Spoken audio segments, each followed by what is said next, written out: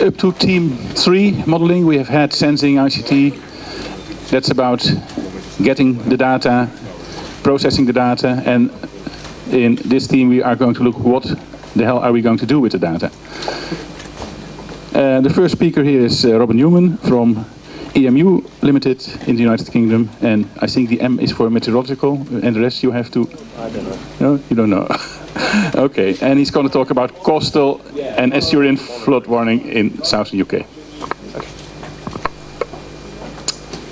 Yeah, thank you. So, give you some background here. One of the elements of the SG4 project is to try and do some real-time flood forecasting. And I've sort of fallen into the role of trying to understand, or trying to look at an overview of all of the different elements we're going to need if we are going to actually generate real-time flood forecasting. We've had a couple of PhDs working on this, and really what I'm going to be doing is talking a lot about what they've done and how we would like, theoretically, to bring all this together. My suspicion is there are going to be a lot of people here that know a lot more about modelling than I do, and a lot of people who know a lot more about IT than I do. So really I'm going to be looking for some great feedback at the end of this to tell us how we're going to do it. So to date what we've achieved, or what we've done, is that one of the PhD modelers has looked at a model of the channel using the Mike 21 suite from DHI, and using Mike 21 HD to look at water levels and flows and so on within the La Manche, or I don't know what to call it really, the channel. The English Channel. And to try and work on top of this with Mike 21 SW, which is a spectral wave modelling package. In parallel to this, we've also got probabilistic models and empirical flood defence risk criteria. And another level of complexity, we actually have a flood area model, which I think when I looked at it, there were about 5 different models. And the theory is we're going to run these things in real time, and we're going to provide people with updating models which will tell them whether they're going to get flooding in their back garden. I think the first thing to think about is that if we're going to model the local effects around our tiny area of interest up here, we've actually got to go out and probably model most of the channel just to give ourselves the lead time to see an event coming. And the other thing is that we're going to have to build in lots of boundary conditions. And we've looked at lots of different sources for the boundary conditions and found that they all have strengths and weaknesses. And we need to feed these into the different hydrodynamic models. And we're also hoping to put some of the real-time data that actually is my specialism into the models to try and sort of in real time prove them and improve the predictions. And at the end we're going to output this data to our beach models and our overtopping models. Some of the boundary conditions that we were looking at were, to be frank, utterly hopeless. So that was our first problem. This is looking at some data. Actually, I won't tell you who it's from, but it's boundary conditions of total sea level. And all we did was a quick harmonic analysis of this. And the idea is that you do a harmonic analysis and you get this non-tidal element, which is supposed to be the red line, which is supposed to show you that, you know, most of the energy is tide and you've got a bit of storm surge going on. That was awful. And I think we actually spent some time looking for other data sets, and our colleague from Previmare made some available to us, which was much better and gave us a way forwards. And then, you know, how are we going to integrate some real-time data here? So one of the thoughts is something called ensemble Kalman filtering. And okay, as I understand it, and I'm a bit of an amateur here, is that we'll start off at time 0 with, or time 1, with a set of predictions for a site, and they're going to diverge, and we're going to maybe predict 1,000 different options of what's going to happen.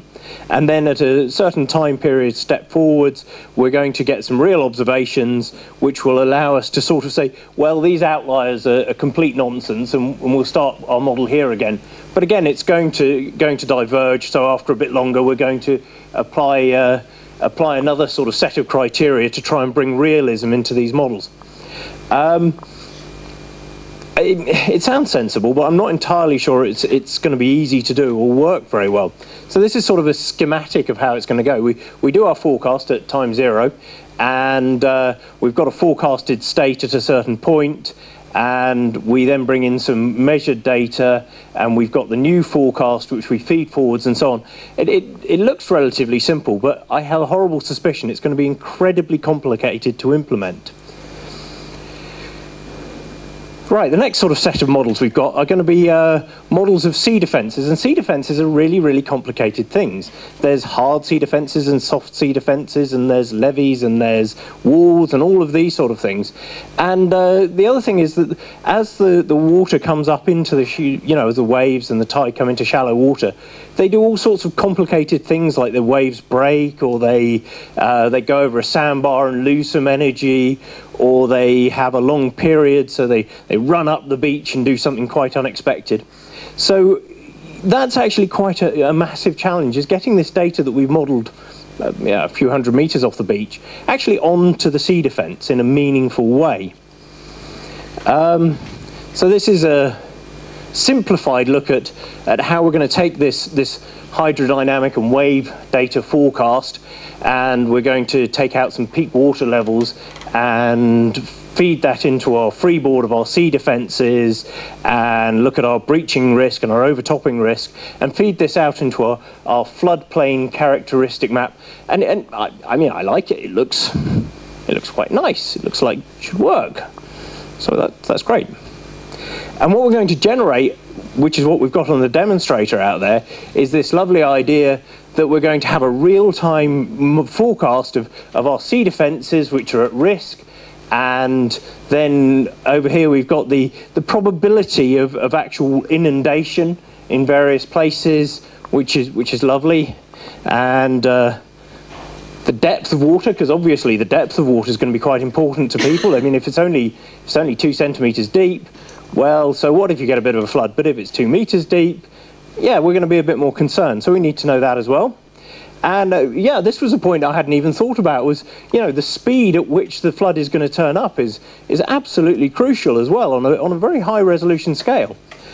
And the key point here is the resolution we need to look at this point is very, very fine. And if you think back to the beginning, where we've got this massive forecast of the whole of the English Channel, or the La Manche, how are we going to get these things to sort of work together and actually give something meaningful to somebody trying to make a decision? This is my sort of summary that I tried to come up with in my head of really very, very simply what we're trying to do. We're trying to take some boundary conditions and some real-time data for calibration, and we're trying to feed it into these two models which feed into each other, and then the outputs of these feed into either our overtopping model or our probability of breach model, and that feeds out, well, with those and that, into the flood extent model, which gives us our data streams, and that I like that. Again, I think that seems fairly straightforward. We've got our 3 outputs, which are our data streams, which are our hydrodynamic data stream, our probabilistic data stream, and our floodplain data stream. The problem is that, frankly, I don't believe a lot of the models. And being an oceanographer who likes collecting data, I'm going to go and try and collect some data to see if we can get any idea as to whether these models work. So one of the things we were thinking of doing was sticking some sensors on a shingle beach and actually measuring the waves as they propagate up onto this shingle beach. I don't think it's ever been done the way we've done it. We're trying to do it before, and it may actually allow us a small amount of confidence that at least we're extrapolating these offshore events onto the sea defence with some degree of reality. The other thing we're doing, we're working with Kirkon, which I think is actually quite an interesting idea too, is to try and come up with some rapidly deployed little sensors, which we can put on more hard sea defences. And the idea is these will allow us to measure the water level. So in the same way that the guys measuring within the levees are trying to find out about what's happening within the levees, what we're really interested in is at quite fine resolution, what's arriving at the sea defences. So how much water? Because at the moment we tend to treat sea defences as a homogeneous area of 2 kilometres long, and if we think it's going to fail, it's all going to fail. But the reality is that one bit of it might fail and another bit won't. And trying to come up with a sensor array that will allow us to get a better understanding of that as well. Because again, if we don't understand that, well, actually only this 10-metre long bit of the sea defence will breach and the rest will be fine, then again, a lot of our numbers we're generating are pointless. We also threw some gear in the water to measure stuff, because that's what we like doing. Went out and measured various parameters like wave heights, and we use all sorts of fancy kit to do that, and again, that's more our sort of thing, so I just sort of throw out some pictures of what we try and do to prove that the models don't work. Just a picture of us throwing gear in the water, and you know, we generate lots of data and pretty pictures like everybody does. But the key point here is, and I really want to throw this open to a bit of discussion here, what we're trying to do is we're trying to give people tools to make really quite crucial decisions. And we do have vast amounts of data. We have LiDAR data, we have wave data, we have really good, pretty good, well, we have some good models, I think. You know, and we want to feed all of this into a system where somebody who doesn't actually understand the hydrodynamics and doesn't understand the physical properties of the levees or physical properties of the sea defences, and who doesn't understand the tides and the interaction of waves and currents and all these fun and games things, can actually make a meaningful decision. And if anybody's got a good way of doing it, I'd love to hear it. I'm finished. Okay, that was a very fast presentation, so we have plenty of time for discussion, but I think there also are a lot of things to discuss. So, who can be first? Jackie? With coastal flooding, particularly along the stretch you're talking, it's very dependent, the stability of the defences, on the beach in front of the defences. And I was wondering what sort of monitoring you were doing on the beaches, if any, to complement the waves and the water level monitoring. And just one comment, if you wanted to go somewhere complex, going somewhere that has 4 tides a day, which must be one of the few places in the world that does, I don't think you could have chosen a better place. Yeah, I'd agree. If I was choosing it from scratch, I don't think I'd have chosen the Solent. But yeah, we live there, so we're quite interested. I actually live a couple of streets back from one of those flooding events, so it's personal interest there. One of the things that is great about the area is that the Channel Coastal Observatory are doing quite a lot of LiDAR data. They do pre- and post-storm beach survey, so there's topography, there's hydrographic survey, there's an enormous, and I truly mean enormous, data resource there. The problem with that data resource is that it's extremely hard to actually pull the pertinent information out. And as I keep saying, what we want is somebody to be able to make a decision. And that person might be a councillor in a local authority. They might be a politician. And they are being faced with such a mass of information. How on earth are they supposed to make a meaningful decision? You know, we can generate data to swamp anybody, but what do you do with it? Okay, that's a long way. Ben.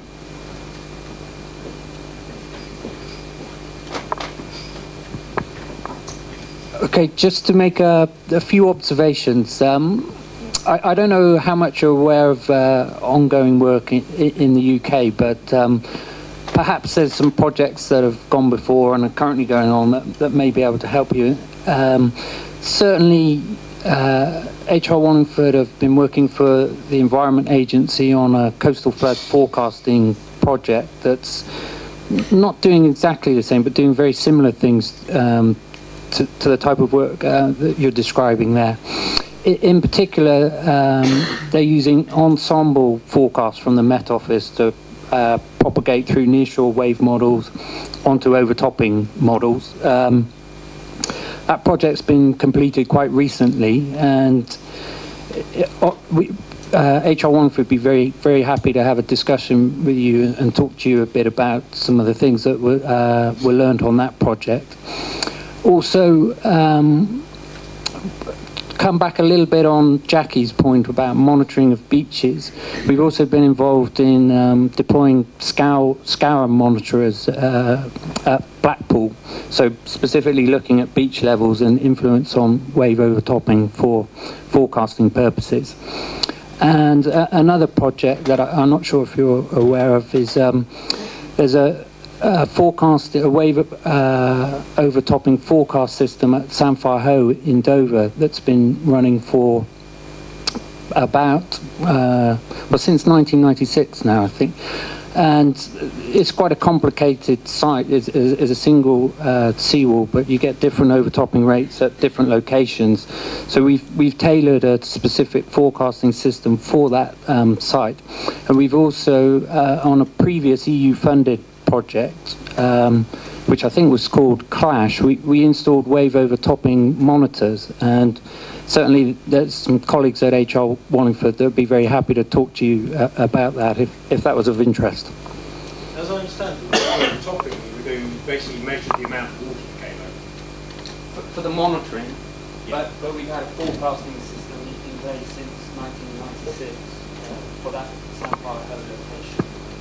Yeah, I was aware of some of those, and I was kind of hoping somebody from HR Wallingford would be here so that we could start the discussions.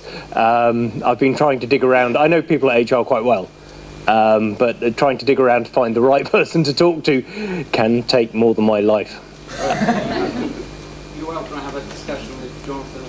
Yeah, I think the one thing I was really hoping to take away from this forum was discussions of this nature as to, you know, is what we're trying to do, and understanding that the project really is an IT project looking at what I call the plumbing of the internet, is what we're trying to do as a sort of adjunct to that, is it feasible?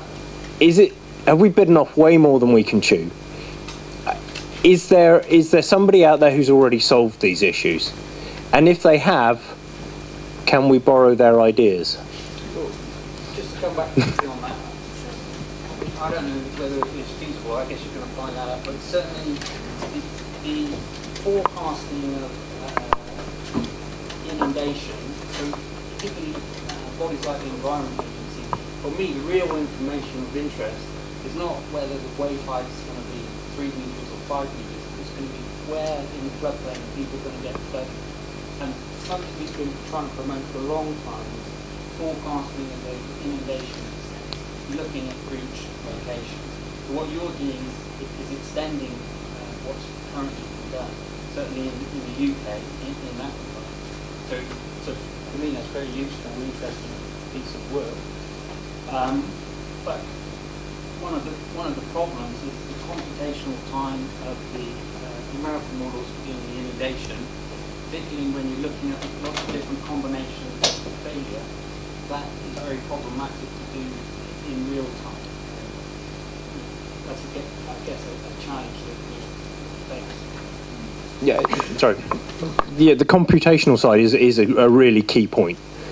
To actually process fast enough to make this a real-time tool, even once we've got over the problems of integrating all of these different modelling streams and proving these modelling streams.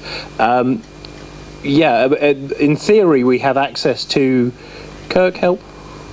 We have, I thought we had some kind of fancy distributed computing. Yeah, there we go. So okay, so that might be quite complicated too. And certainly some of those things are the type of things we'd be looking at on urban flood as well. So there may be some mutual collaboration. I think there's massive crossover. As soon as I heard about you guys, I was thinking, ooh. So I think the important message is that you two, during the drinks, are going to talk together. Is there another question? Okay. I mean, Ben mentioned, this is Jonathan Sim from Wallingford as well, but Ben mentioned ensemble modelling. I think you were asking, the basic question you were asking is, you know, are these models giving sensible answers? As I heard what you said. That's one of my questions. Yeah, but so that yes, exactly. But so I think one of the things that we have been really trying to do in all the work that we've been doing is to actually explicitly look at uncertainty. So rather than pretending that things are accurate, actually identify the elements of uncertainty and work out how that uncertainty propagates through your modelling sequence, and that may then mean that your final result has got a massive uncertainty associated with it, but at least people know that then, and they can take that into account in decision making. I mean, I give a classic example. To me was the first time we did the National Flood Risk Assessment, NAFRA. We had a central value of £1 billion pounds expected annual damage, with an uncertainty from 0.3 to 2.7. Okay, but we calculated that by propagating the uncertainty through. Okay, thank you for this additional comment. I think that uncertainty is something that, well, researchers can handle, but I don't know if decision makers can. That's the problem. Yeah, absolutely. You tell a decision maker that he's going to plus or minus an order of magnitude, and they're not even going to understand. Even if they could make a decision based on that, then they're not going to understand how to make a decision based on that. But what I'm saying is that you need to know what the uncertainty is in what you're doing, and then work out a way of managing that to help the decision maker. Yeah, I agree totally. I'm preaching to the converted. Okay, there's a question over there. Sorry. Complement on this discussion. I guess sometimes the decision is not when there's so much uncertainties, is not what to do, but how to go forward this uncertainty, and what actions take, not in terms of the first question, but in order to reduce this uncertainty. And that's also a decision. I mean, clearly, as you get closer to the event, the uncertainty reduces. But as you get closer to the event, your ability to react reduces. But there were two levels of action we were talking previously, and the predetermination. This you have time. Yeah. When you are trying to calculate the 1 in 200 years event. You have time. Oh yeah, but no, that's different. That's looking at the grand scheme of things, you know. Yeah, looking at some kind of overall scheme. But what we're trying to do is actually provide a real-time, online decision-making tool which says there's a storm coming. What do we do about it? Nothing? Or something? And that's the underlying principle of the tool. And I think it's very exciting if we can make it work. We may be a long way off, and I mean this may be years and years away from being feasible. But we are starting to have the resources, and we're certainly starting to have the data to maybe look at asking that question. Okay. Any further comments on uncertainty or any other questions? Okay.